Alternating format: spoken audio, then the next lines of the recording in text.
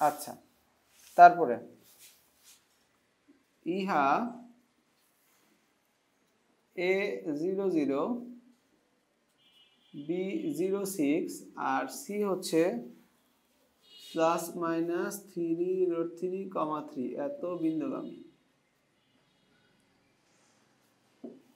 ঠিক আছে, প্রথমে 00 বিন্দু ইউজ করো, তাহলে 00 বিন্দু ইউজ করলে পুরোটা 0 হয়ে যায়, সি সমান 0 গেল।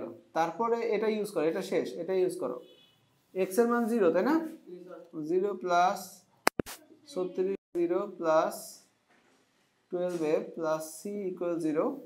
এখানে আমরা সি এর মান বসাই দিই, সি এর মান বসাই দিই, তাহলে 36 প্লাস 12f এত সমান 0, f সমান -3। আচ্ছা ঠিক আছে, এরপরে